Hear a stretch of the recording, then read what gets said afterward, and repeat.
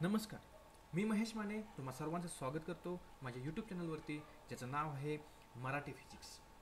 मित्रहो, आपण last लेक्चरला discuss केलं की सिम्पल हार्मोनिक मोशन म्हणजे काय. आपण सिम्पल हार्मोनिक मोशन बघितलं. सिम्पल हार्मोनिक मोशन बघितल्यानंतर टाइम पिरियडचा फॉर्म्युला बघितला आपण, T is equal to 2 pi upon omega. नंतर आजचं जे लेक्चर आहे ते लेक्चर खूप इम्पॉर्टंट लेक्चर आहे. आज आपण पॉईंट बघणार आहोत की डिफरन्शियल इक्वेशन काय आहे सिम्पल हार्मोनिक मोशनचं. Differential equation of simple harmonic motion and its solution, हा पॉईंट आपल्याला बघायचा आहे. ओके. सो अजूनही ज्या मित्रांनी माझं चॅनल सबस्क्राईब केलेलं नाही त्यांना विनंती आहे की त्यांनी चॅनल सबस्क्राईब करावं, लाईक करावं आणि शेअर करावं आणि बेल आयकॉनला क्लिक करायला विसरू नका अजिबात. ओके. सुरुवात करूया आपण differential equation of simple harmonic motion. तर differential equation of simple harmonic motion म्हणजे काय बघा. याची डेफिनेशन अशी दिलेली आहे. In linear S H M the force action on the particle is directly proportional to its displacement from mean position. मित्रांनो, आपण हे लास्ट लेक्चरमध्ये बघितलेलं आहे की सिम्पल हार्मोनिक मोशन म्हणजे काय, आणि तेच इथं फर्स्ट स्टार्टिंगला घेतलेलं आहे डिफरन्शियल इक्वेशनमध्ये की सिम्पल हार्मोनिक मोशन म्हणजे काय सांगितलेलं त्यांनी. कोणताही एखादा पार्टिकल असू देत, जेव्हा तो कोणताही एखादा फोर्स असू देत, जेव्हा एखाद्या पार्टिकलवरती ॲक्ट करत असणार आहे त्यावेळी तो काय असणार आहे, प्रपोर्शनल असणार आहे त्याच्या डिस्प्लेसमेंटची. प्रपोर्शनल असणार आहे त्याच्या डिस्प्लेसमेंटची त्याच्या मेन पोझिशनपासून. So we can take here equation. Mathematical साईनमध्ये कसं इंडिकेट करतात बघा. ते मॅथमॅटिकल साईनमध्ये इंडिकेट करायचं झालं तर F is directly proportional to minus X. F is directly proportional to minus X. तो इथं एफ म्हणजे काय आहे, एफ आपला रिस्टोरिंग फोर्स आहे, सर्वांना माहीत आहे. मायनस एक्स म्हणजे काय, एक्स म्हणजे डिस्प्लेसमेंट. मायनस साईन जे निगेटिव्ह साईन आपण इथे घेतलेलं आहे ते काय इंडिकेट करतोय आपण निगेटिव्ह साईन इथे. तर निगेटिव्ह साईन इंडिकेट ह्यासाठी करतोय तर ते दोघं जे आहेत ते दोन एकमेकांशी अपोजिट आहेत. ते दोघं जण जे आहेत ते एकमेकांशी अपोजिट आहेत. तो त्यामुळे आपण इथं निगेटिव्ह साईन घेतलेला आहे. नेक्स्ट बघा, F is equal to minus K X. आपण इथं के घेतला. के कशासाठी घेतला तर के जो आहे तो फोर्स कॉन्स्टंट आहे. जेव्हा प्रपोर्शनलिटी साईन आपण जेव्हा हटवतो त्यावेळी त्याच्या ठिकाणी कॉन्स्टंट काहीतरी येतं आणि ते कॉन्स्टंट म्हणजे फोर्स कॉन्स्टंट आपण इथं के घेतलेला आहे. F is equal to minus K x. त्याला इक्वेशन नंबर मी 1 म्हटलं, बरोबर आहे. इथंपर्यंत सगळ्यांना काय आलं असेल. पुढे बघा, if a is equal to dv upon dt. If a is equal to dv upon dt. A म्हणजे काय आहे, ॲक्सिलरेशन आहे. म्हणून आपण सर्वांनी बघितलं लास्ट लेक्चरला, आपण सर्वांनी बघितलं की एखादी ब्लॉक स्प्रिंग सिस्टीमचं एक्झाम्पल घेतलं होतं.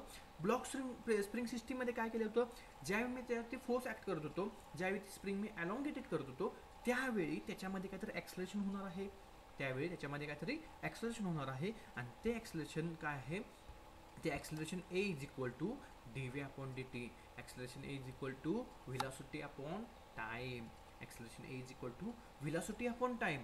पण व्हेलॉसिटी इज इक्वल टू काय, व्हेलॉसिटी म्हणजे डिस्प्लेसमेंट अपॉन टाइम. सर्वांना माहित आहे व्हेलॉसिटी म्हणजे काय असणार आहे, डिस्प्लेसमेंट अपॉन टाइम. सो मी काय केलं, dv अपॉन dt च्या ठिकाणी v ची व्हॅल्यू पुट केलेली आहे. dv अपॉन dt च्या ठिकाणी काय केलेलं आहे, इथं काय केलेलं आहे, मी v ची व्हॅल्यू फक्त पुट केलेली आहे. v ची व्हॅल्यू काय आहे, dx अपॉन dt. v ची व्हॅल्यू काय आहे, dx upon dt. So final माझं इक्वेशन काय आलं, a is equal to d2x upon dt square. acceleration a is equal to d2x upon dt square is acceleration of a particle at any instant t according to Newton's second law of motion. आता बघा, Newton second law of motion आपला काय आहे सर्वांना माहित आहे. F is equal to M A, force is equal to mass into acceleration. So मी काय केलं बघा, इथं जी माझी इक्वेशन नंबर 1 मधली एफची जी व्हॅल्यू आहे मायनस के एक्स, ती एफची व्हॅल्यू इथं पुट केली. Minus K x is equal to M a. आता इथं मायनस के एक्स आहे असा ठेवलाय. नेक्स्ट बघा, therefore minus K x is equal to m d2x upon dt square. d2x upon dt square काय आहे, आपण थोड्या वेळापूर्वीच बघितलं. जी ॲक्सेलरेशनची व्हॅल्यू आहे, जी ॲक्सेलरेशनची व्हॅल्यू आपण काढली ती d2x अपॉन dt स्क्वेअर, ही व्हॅल्यू ॲक्सेलरेशनची आहे तशी या इक्वेशनमध्ये मी पुट केलेली आहे. पुढे बघा m d two x upon D t square plus k x is equal to 0. इथे काय केलेलं आहे m d two x upon D t square ह्यासाठी ठेवलेलं आहे आणि हे मायनस के एक्स ते इकडे शिफ्ट केल्यानंतर प्लस के एक्स झालं. तर d two x upon D t square plus k x is equal to 0. तर नेक्स्ट बघा नेक्स्ट स्टेप काय आहे त्याची d two x upon D t square is equal to minus k by m x. इथे काय केलेलं आहे बघा मी जे एम आहे ते एम ह्या साईडला डिवाइड केलेलं आहे आणि जी प्लस पॉझिटिव्ह टर्म होती ती इज इक्वल टू राईट साईडला घेऊन काय केलं मी निगेटिव्ह टर्म केली. म्हणजे काय केलं d two x upon D t square is equal to minus k upon m x. So सर्वांना माहित आहे d two x upon D t square is equal to minus omega square x. So आपण इथं मित्रांनो minus omega square का घेतलं तर minus omega square is equal to k by m. सर्वांना माहित आहे ही व्हॅल्यू आपण फर्स्ट लेक्चरमध्ये बघितलं होतं. इंट्रोडक्शन पार्टचे लेक्चर होतं आपलं त्या लेक्चरमध्ये आपण बघितलं होतं की ओमेगा स्क्वेअरची व्हॅल्यू जी काय आहे omega square is equal to k by m. So omega square इथं के बाय एम जी व्हॅल्यू आहे ती के बाय एमचे ओमेगा स्क्वेअर इथं पुट केलं. नेक्स्ट काय मिळालं आपल्याला फायनल इक्वेशन जे मिळालेलं आहे therefore d two x upon D t square plus omega square x is equal to 0. d2x upon dt square plus omega square x is equal to 0. This is differential equation of simple harmonic motion. हे जे आपलं equation आहे ते differential equation आहे simple harmonic motion. Okay आता तुम्हाला मित्रांनो मी सांगतो की आपण डिफरन्शियल इक्वेशन का म्हणतो ह्याला तर हे जे आहे डिफरन्शियल फॉर्ममध्ये घेतो आपण आणि दुसरी गोष्ट डिफरन्शियल जे इक्वेशन असतं डिफरन्शियल फॉर्ममध्ये जे आपण ह्याला इंडिकेट करतो सर्वांना इथं हे करतो तर त्यामध्ये काय करतो आपण त्याच्यानुसार सोल्युशन पण त्याचं काढू शकतोय. त्यानुसार काय करतोय आपण सोल्युशन पण काढू शकतोय. डिफरन्शियल इक्वेशन आणि त्याचं सोल्युशन जेव्हा त्या इक्वेशनपासून सोल्युशन आपल्याला निघतं त्या ह्याला डिफरन्शियल इक्वेशन आपण असं म्हणतो. सो हे तुमचं झालं differential equation of simple harmonic motion. Okay इथेपर्यंत सर्वांना प्रॉपरली कळालं असेल आय होप. नेक्स्ट बघा solution of a differential equation. आता तिथं सोल्युशन बघायचं आपल्याला कशाचं डिफरन्शियल इक्वेशनचं सोल्युशन बघायचं आहे आपल्याला. तर डिफरन्शियल इक्वेशनचं सोल्युशन कसं दिलेलं आहे बघा त्यांनी. पहिल्यांदा काय घेतले the differential equation of simple harmonic motion is given by. आपण सिंपल हार्मोनिक मोशनचं डिफरन्शियल इक्वेशन काढलं ते फर्स्ट घेतलं मी इक्वेशन 1 म्हणून इथं. ते काय आहे therefore d two x upon D t square plus omega square x is equal to 0. ते इक्वेशन नंबर 1 म्हणून मी इथे घेतलं. आता सोल्युशन दिलेलं आहे बघा त्यांनी. The solution of this equation will B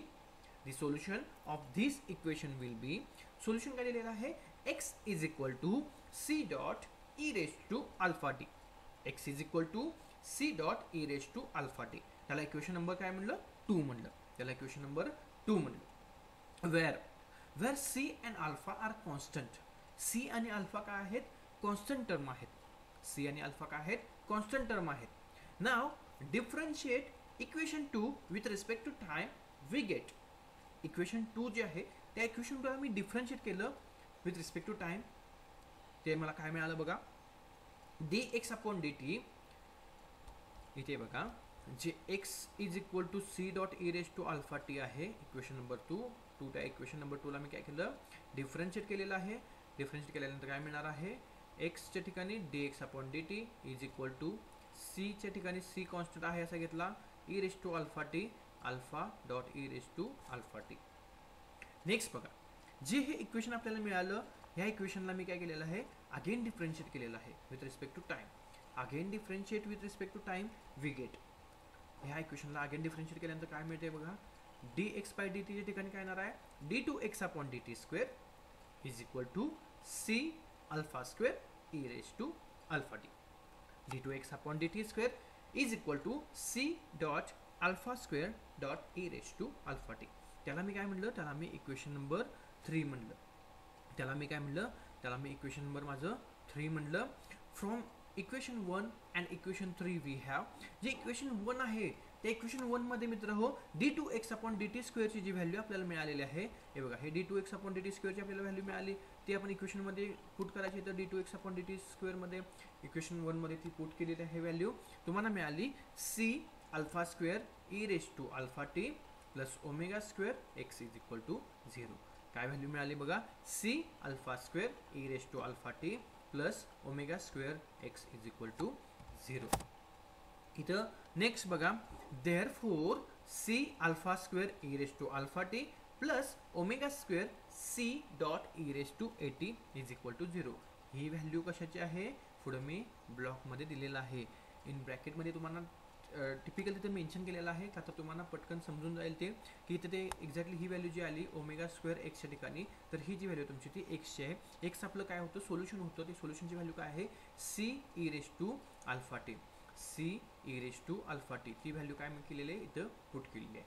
next काय मिळालं बघा, C dot E raise to alpha T common term बाहेर काढली.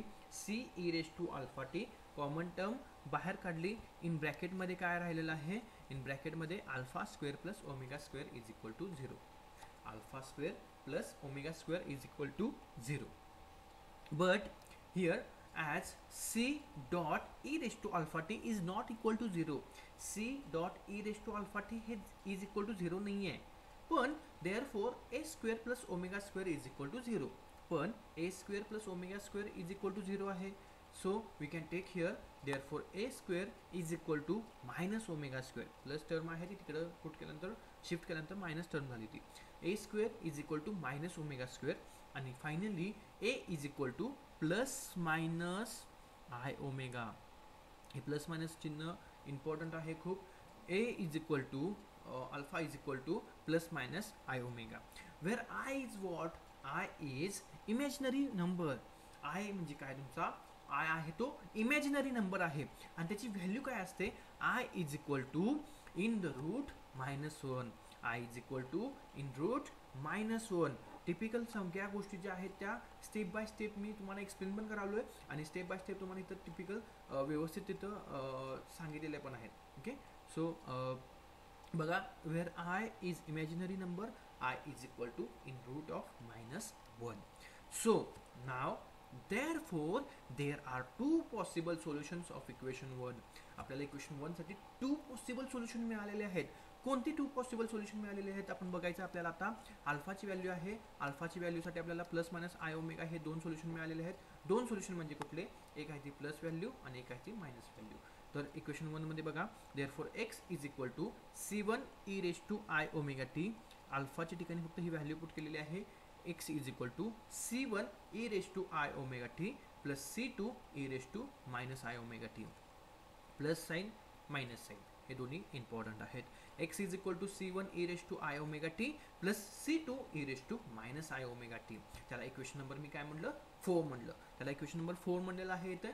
Wear c1 and c2 are constant. c1 and c2 तुमचे कॉन्स्टंट्स आहेत. So equation 4 can be expressed as, equation 4 कसं express केलेलं आहे बघा. इक्वेशन 4 एक्सप्रेस करताना काय केलेलं आहे बघा, x is equal to c1 cos omega T plus i sine omega T plus c2 cos omega t minus i sine omega T. आणि एकदा रिपीट करतो, x is equal to c1 cos omega T plus i sine omega T plus c2 cos omega t minus i sine omega t. Next बघा काय केलेलं आहे त्यांनी तिथं, x is equal to c1 cos omega T plus c1 I sine omega T plus c2 cos omega t minus c2 i sine omega T.